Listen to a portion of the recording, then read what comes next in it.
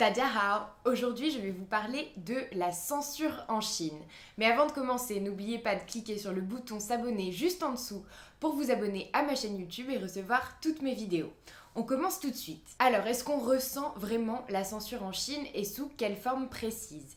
C'est ce que je vais essayer de vous dire aujourd'hui. Tout d'abord, en Chine, on ne peut pas accéder aux réseaux sociaux tels que Instagram, Facebook, Snapchat et même parfois à WhatsApp parce que tous ces réseaux sociaux sont censurés, donc pour éviter les contacts entre les Chinois et le reste du monde, quoi, on va dire. Donc ces réseaux sociaux ne sont pas du tout utilisés en Chine et sont carrément donc bloqués dans le pays. Et pour y accéder, il faut se connecter avec un VPN, c'est donc un logiciel qu'on installe sur son ordinateur. Mais si on est déjà en Chine au moment où on se rend compte qu'on ne peut pas accéder à tous ces réseaux sociaux et évidemment à d'autres sites web, il est très compliqué de les installer quand on est déjà en Chine. Donc il vaut mieux l'installer avant de partir. Donc une fois qu'on prévoit son voyage, on décide d'installer ce VPN pour pouvoir accéder à n'importe quel site web une fois en Chine. Ensuite, évidemment, Google est censuré en Chine et toutes les applications de Google, c'est-à-dire Google Maps ou encore Gmail. Et là, c'est pareil, il faut un VPN pour y accéder. Donc ça peut être assez compliqué en Chine parce que si on a une adresse Gmail, il faut toujours le VPN pour arriver à s'y connecter. Le VPN ne fonctionne pas toujours très très bien, donc ça complique assez les choses. Ensuite, les journaux ou les médias chinois ne relatent qu'une partie de l'information, on va dire, et donc on ressent vraiment la censure quand on lit les informations chinoises régulièrement.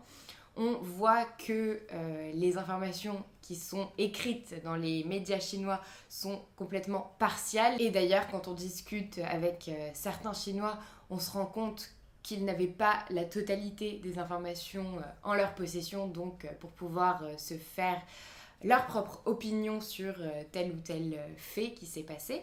Et on se rend compte donc que les médias ne donnent que certaines informations donc aux Chinois. Ensuite, il y a Baidu, le moteur de recherche chinois donc, qui pourrait être assimilé à Google. Donc ce moteur de recherche, j'ai essayé de l'utiliser et c'est vrai qu'on se rend compte que sur d'énormes requêtes, on a seulement quelques résultats. Donc c'est complètement démesuré comparé à Google. Et j'ai tenté de chercher des informations sur ce réseau, mais là, on ressent vraiment la censure. Donc, c'est trop difficile de se baser uniquement sur Baidu pour pouvoir faire des recherches. Donc, j'ai quand même continué à utiliser Google, même quand j'étais en Chine. Ensuite, il y a les sujets sensibles en Chine qu'il ne faut pas aborder parce que sinon on peut avoir de graves problèmes. Par exemple, quand j'étais en Chine, il y a eu le scandale des Panama Papers qui disait donc que certains membres du Parti communiste chinois, voire peut-être Xi Jinping, avaient des comptes offshore et donc c'était un véritable scandale dans le monde entier. Mais en Chine, il n'y a pas eu un seul article dans les journaux qui parlait de ça. Et évidemment, les Chinois n'en ont pas du tout eu vent, à part ceux donc, qui ont contourné les règles en ayant un VPN et en regardant les informations dans d'autres pays. Mais mis à part ça, on n'a eu aucune information là-dessus dans les médias chinois. Et en plus, quand j'ai voulu en discuter sur WeChat, mes amis chinois m'ont fait comprendre qu'il valait mieux utiliser un nom de code pour en parler parce qu'on pourrait avoir des problèmes avec le gouvernement chinois si on en parlait directement sur WeChat, même si on parlait en français.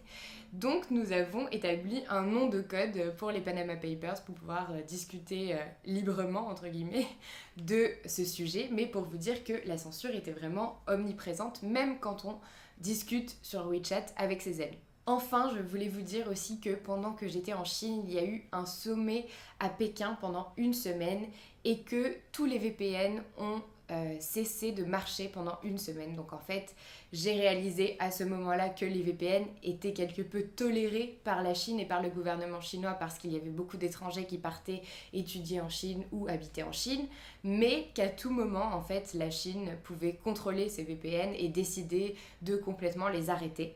Et donc pendant une semaine, je m'en souviens très bien, plus personne n'avait de VPN et c'était très compliqué d'essayer de se connecter à Google ou à tous les autres sites qui étaient censurés. Donc on se rend compte que la censure est vraiment omniprésente en Chine et c'est ce que je voulais vous dire aujourd'hui, c'est que la censure, oui, on la ressent quand on habite en Chine et c'est difficile de ne pas la ressentir parce que dans tout ce qu'on peut lire ou faire, on peut la constater tout simplement. Mais cependant, c'est bien qu'il existe des moyens pour les étrangers de quelque peu contourner cette censure, donc notamment avec les VPN qui vont nous permettre de pouvoir nous connecter à des sites web français, à Google et aux réseaux sociaux que l'on utilise assez souvent. Donc voilà, c'est tout pour cette vidéo, j'espère que ça vous a plu. N'hésitez pas à me dire si vous avez déjà installé un VPN sur votre ordinateur ou pas. Et évidemment, n'oubliez pas d'aimer cette vidéo si elle vous a plu, n'oubliez pas de la commenter. Abonnez-vous à ma chaîne YouTube et récupérez votre heure de formation gratuite dans la description de cette vidéo. Et je vous dis à bientôt pour une autre vidéo.